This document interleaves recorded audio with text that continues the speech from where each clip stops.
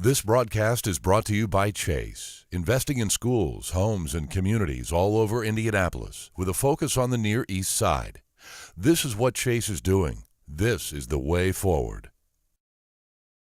INHP, helping working families become and remain homeowners by providing preparation and support for success today and tomorrow. Homeownership has the potential to preserve neighborhoods and strengthen communities into the future. Dream, prepare, succeed.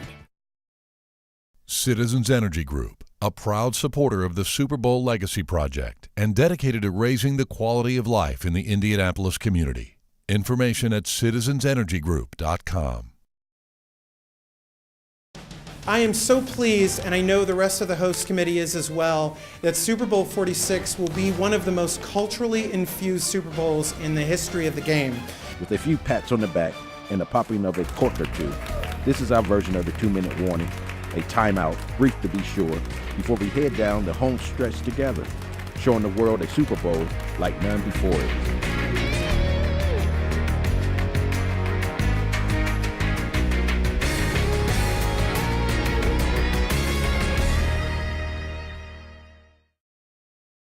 You know what I think? We are going to need our own most valuable player trophy, 10 stories high, to thank the thousands of workers whose millions of man-hours make them our most valuable players for Super Bowl 46. Here are two of them.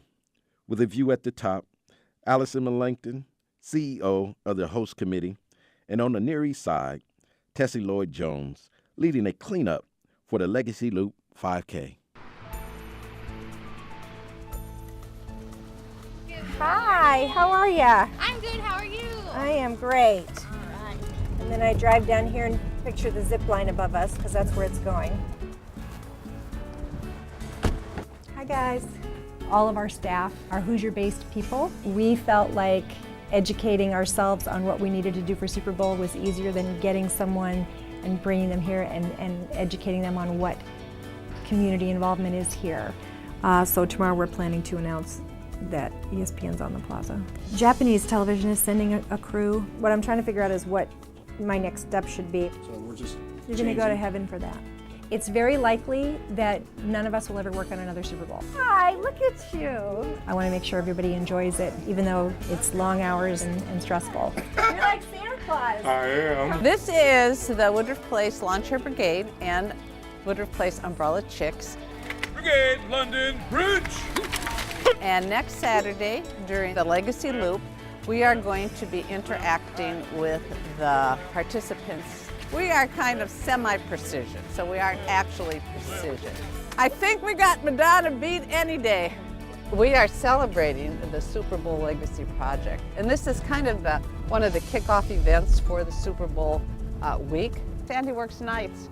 So this is, I don't know if she slept yet.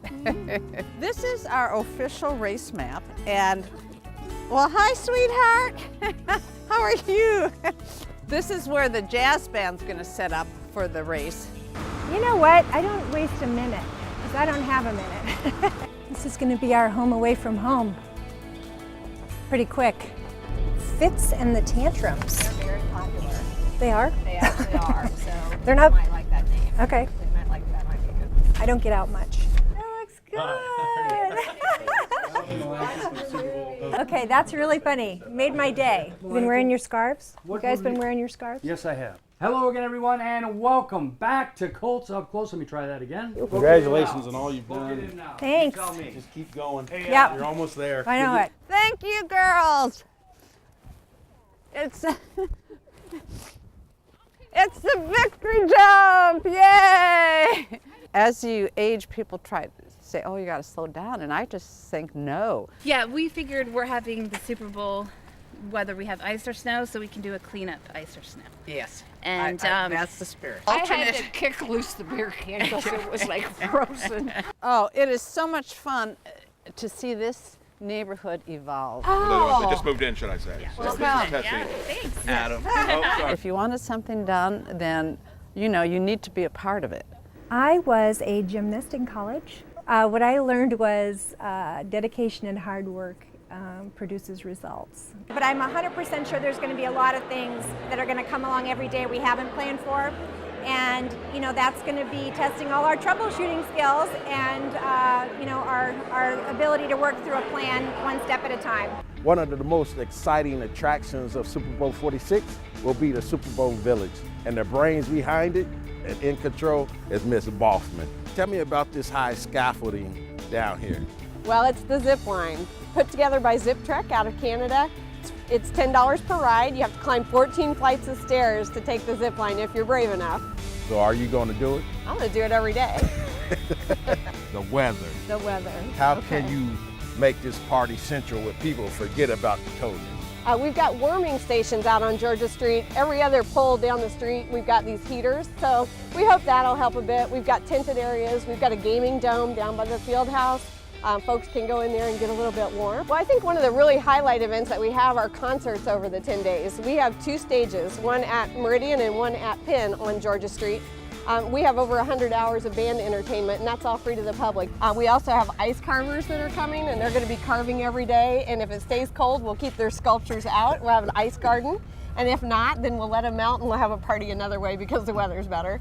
And there's one more way the host committee took lemons and made lemon ice cream out of them, turning the cold into a positive. Thousands of handmade super scarves for every volunteer to wear. Oh my gosh.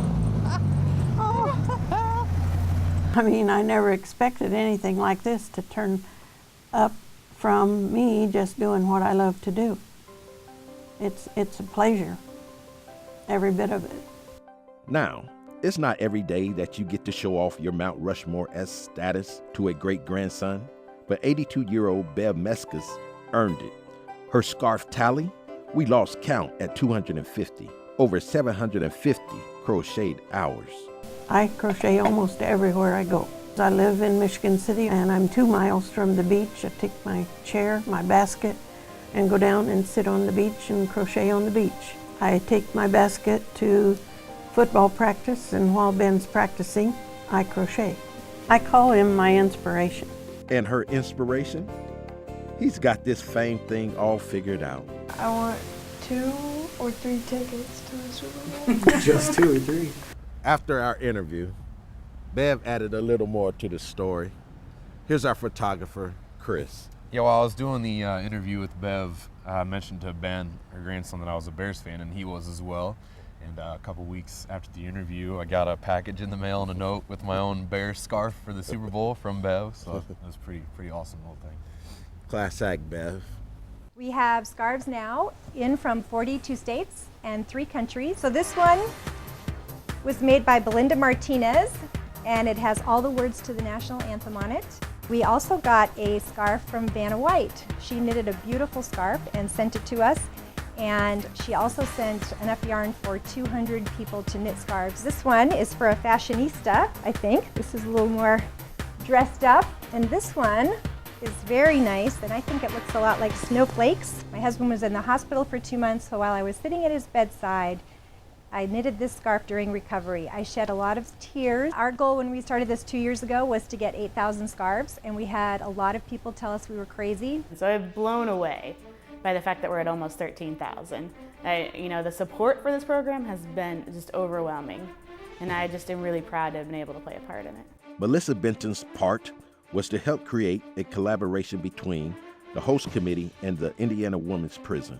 One of the things that surprised me the most is not only did they agree to have the women's prison as a partner in this project, but they've publicized it. Just a few days ago, I wore out my sewing machine, so I got this old one.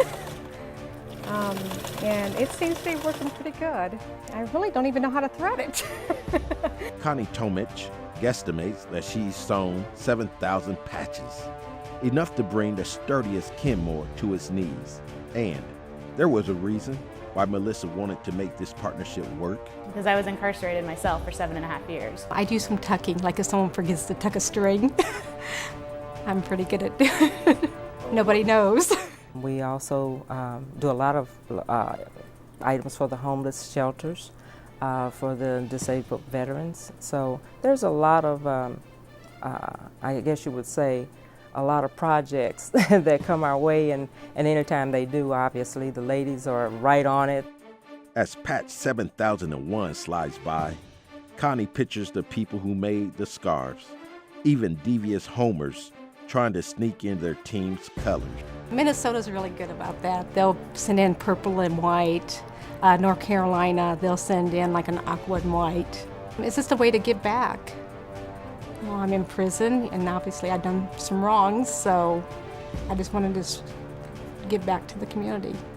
While I'm downtown around Super Bowl time, and I may even ask some people, you know, where'd you get that scarf? Do you know anything about the person or where that scarf came from? So I can see that being kind of like a little adventure for me. And then I'll come back and tell the ladies, I saw your work.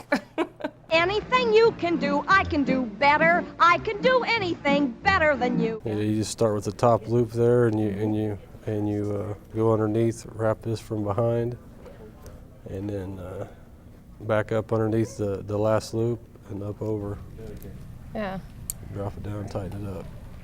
And don't tighten it too much. And don't tighten it too much. Don't do what I do. These are the Naptown Knitters, men at the Indianapolis Reentry Educational Facility, ready to rejoin society. The name is an acronym.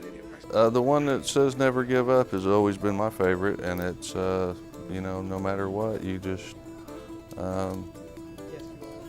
keep going. Miss Tatnall gave us the history of knitting was done by men first. There was kings that knitted their own things. But when it came to swatching and prelling like royalty, not even Miss Tatnall herself had the faintest clue how to do it. That was the funny part. I would bring in directions that would show people's hands in a certain way, or I would print them off the internet, and then at night it would bother me so bad I'd get up and find a YouTube instruction. It's a football pattern, and it alternates 3 footballs, 2 footballs, 3 footballs. The secret is you have to have a pattern, and then you have to know how to count. My mother is also a knitter, and she does crocheting and everything, and I got to thinking about the fact that, you know, if I could participate, I'd be able to, you know, make my mother proud. She kept saying, well, do you know how to do this? Do you know how to do that? And some are knitting for the host committee's Super Cure Breast Cancer Research Project. I lost an aunt to breast cancer, and Miss Tatnall, she has a friend that has cancer, and breast cancer, and I wanted to really do something for her and give back. Both of my grandmothers died from cancer since I've been incarcerated, so I really didn't have a chance to, you know, maybe be there when they did pass. So, you know, I mean, this was my only opportunity really to give back. When you started seeing guys, you know, the fellas stepping up to the plate, is really a big something really big, helping somebody out. He said, man, it takes your mind away. We become like a big family up in here. We just open up with each other, you know. We laugh. They're really serious about trying to go home and trying to be good people in their communities, to their families, better dads, and not have to ever visit these places again. Now, I must tell you that the offenses for which some of the men and women are serving time involve loss of life. I'll leave it to you to draw your own conclusions about how far the power of the Super Bowl can reach in healing communities. I think the society pictures us as animals locked up in a cage, and this brings more of a humanitarian kind of aspect to the environment. There's a lot of people that feel like once you commit a crime, you should be locked up and that should be it. I can kind of understand that theory, but at the end of the day, it doesn't work like that. Most of the people that are in our prisons are going to be getting out, and when they get out, there's a chance that they could be your neighbor. And I don't want the person to be the same as they went in. And all the time that I've been down, I don't think anybody's ever said, hey, I'm going to give you this chance to contribute to something. We're all here to change our lives, and every one of us, that's what we're doing, step by step, you know, stitch by stitch. Can I show you how to do this?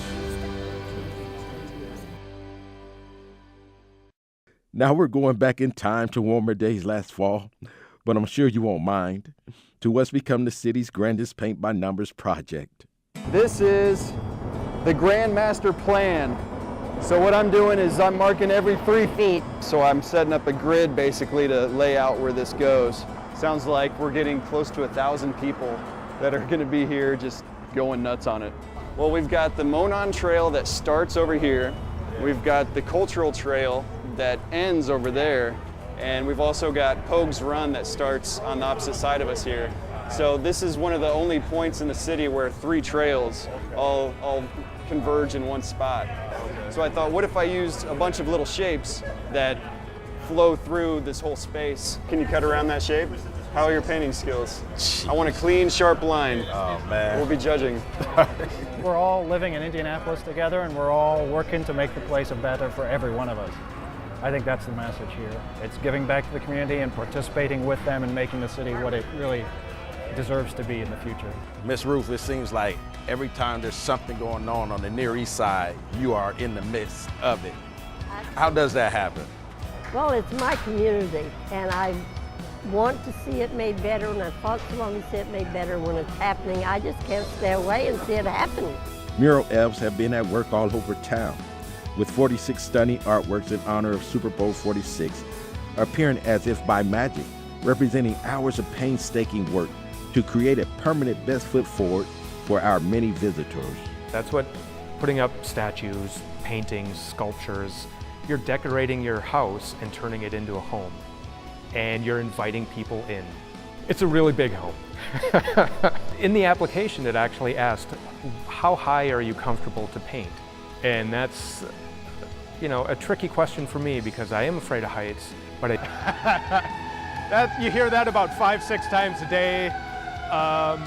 And when they go right by on pen, it gets a little more amplified, and I have a tendency to hold on a little bit. It sort of looks like maybe a 6-foot-ish by 4 by 6 surface, but after you measure all around the curve, it's 15 foot wide by 4 feet tall.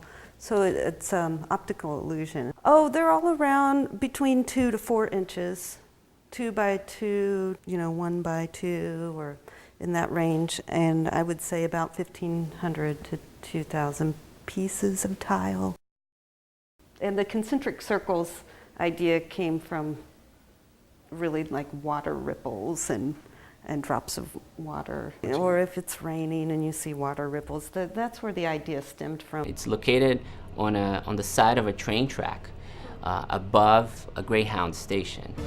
I kept thinking about people movement, the ability to come and go, which is part of our early history as humans. Me as an immigrant, I decided to explore the thematic of transportation, from horses to spaceships, and this natural desire that humans have to explore the world and beyond. Unlike other unveilings with a curtain or some sort of sheet, my unveiling involves taking down scaffolding.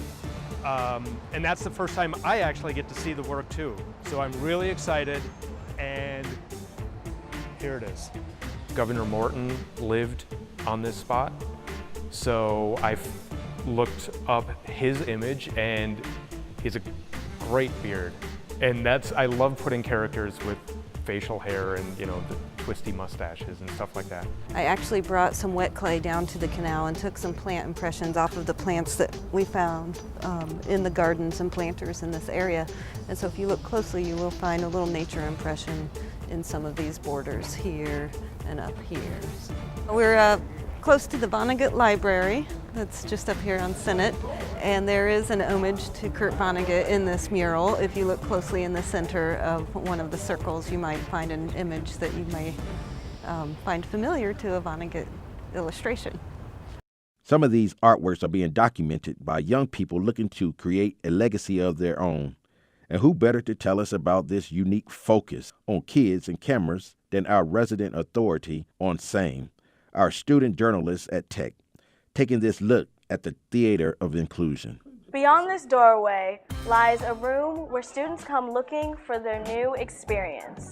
Here they learn about personal expression and the creation of their own legacies. This is the home to the Theater of Inclusion, where photography and creativity results in an explosion of bright ideas and artwork.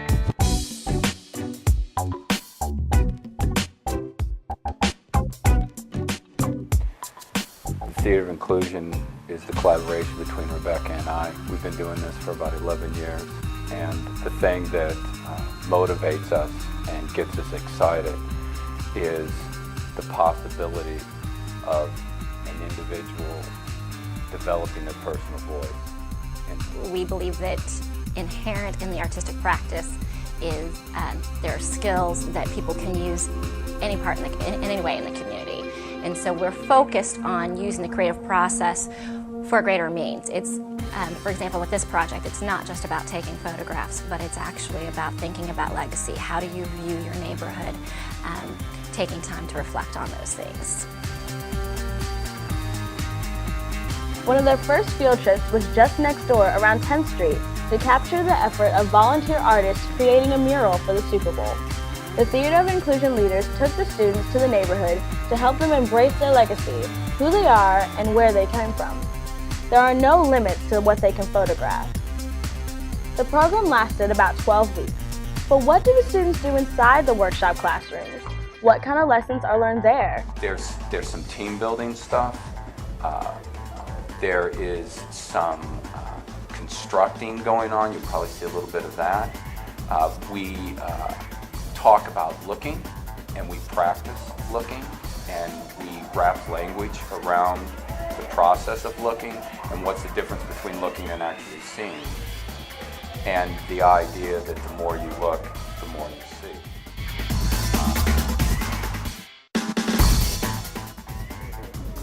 To me, it benefits me because it helps you appreciate all the little things in life and how they matter. Is that like it teaches me like a new meaning of life, and like especially nature. Like when I go outside and just look at the trees, like I can see like a lot of things like different, and it's like a great feeling. The Theater of Inclusion affects all students from every background. They now have new eyes that view the world with a unique perspective. These students have started creating their legacies that will be remembered by everyone. Have you started yours yet? I think it's wonderful because I think it shows them different aspects or different things that they can do in life that they wouldn't normally be exposed to. I think she had just made a sandwich and she was cleaning the meat slicer thing. She wouldn't take a picture smiling, so took a sneak attack. Kids with cameras isn't new, but the way these kids are using them is. This is another example, Lynn House's Viewfinder project on the go at a Super Bowl scavenger hunt on the Near East Side. The budding photographer is Kathy Blackwell's daughter, Lauren. So when you're focusing on your subject, particularly people, a lot of people have the tendency to put somebody's head right there in the center. You don't do that. So we start out with a lesson called What is Ugly? And kids go out and photograph the ugly. And sometimes in our neighborhood, that can be easy to find. And then we go out and we take pictures of things that are beautiful. And we discover in the way that we frame things and how we look at things could change in how we perceive it. And I was surprised by how many the kids talked about a peaceful neighborhood, how aware they are of some of the issues that go on here, but that they still had a hope and dream that this could be a place where we could all get along and love each other and enjoy each other. All right, what else? Kathy and her family were no strangers to Lynn House. Lynn, for Love Your Neighbor, it provided a safety net for Kathy, who found everything going wrong when she was doing everything right. I was very worried, because we were losing our house. We were having to move. We didn't have any money, Their dad works construction. There was no jobs, for a man who used to work 5-6 days a week. He's lucky if he goes out for one day. Kathy acquired skills in the culinary school at Second Helpings, but the job she needed continued to elude her. I was looking at the hotels. I wanted something with insurance and benefits. So I was going to the hotels and things, and without any actual hands-on experience. She hadn't been in the workforce for a while. She was a home cook, and a really good one. She needed just basically a roadmap to get into the workforce. I think even the ones who want to, especially the ones who want to, get frustrated because there seem to be so many barriers. Kathy's search took her to Lynn House. She knew the place well. Her husband had helped carpet the house when a local church cleaned up what was once the haven of a biker gang. We look at the reasons why people may be underemployed or unemployed, and what are those, we call them roadblocks. What are those roadblocks that may be stopping you from meaningful employment? Because the point of Jobs for Life is not to just find a job and pay the bills, but to find a job that they're going to be passionate about, that they're going to enjoy and use their skills and gifts. And so we really explore those things as well. I'm surprised by the simplicity of offering people dignity and hope, how that changes their demeanor. We had one guy who went through our Jobs for Life class, and to get to know him and to get to know his story, he seems to stand taller now than he did before. Then, last icy winter, Heidi urged Kathy to pay a call on Pogue's Run. Oh, I love working here. I love the people. I just kept, just praying, and the church was praying, and I just kept going, I guess. And I got this job, and it's worked out wonderfully. What people need the most is that continued sense of community and belonging, and people coming alongside them to say, what are your dreams, what are your hopes? And it is possible to have those dreams and hopes, and how can we get there together? This is our neighborhood. It's not the best neighborhood in the world, but it's our neighborhood. There are people around you that will be happy to help, or give you a lending hand, or just listen to you. I mean, it's just, they have big hearts. And it's this spirit of community that made the city leaders pick the Near East Side as the legacy neighborhood in the first place. This colorful welcome marks our final stop. Before they see anything else, visitors will see these in their rooms. Over 36,000 hand-colored cards for Indiana's super kids, including these at the Peyton Manning Children's Hospital at St. Vincent. It provides them with an opportunity to leave their room and helps them to socialize and be a normal kid for a little while, to fantasize about the outside world and about being healthy and about the future. I pretty much knew right away that I wanted to do something with nature because that's my favorite part about where I live, and it's so pretty, especially in the fall when the leaves are falling. I hope it makes them feel welcome to Indiana, and I hope that they'll enjoy their time and that they'll want to come back just to visit and go to other places. I drew myself with hair though. Are you guys still following me? You know what? It's going to be a long night, and I bet I have more stamina than you do. I've got to go home and do 200 or 300 emails. I've got 5 contracts to review and a project that's due to the NFL tomorrow, so it's going to be a long night. You're welcome to hang with me, but I bet you're done for the day. And in this event, I feel like we've got 10 or 20,000 people all standing in a circle holding hands saying we're going to figure out how to get it done.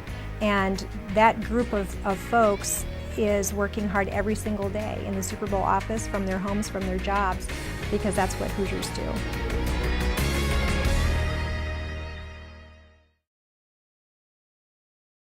This broadcast is brought to you by Chase, investing in schools, homes, and communities all over Indianapolis with a focus on the Near East Side. This is what Chase is doing. This is the way forward.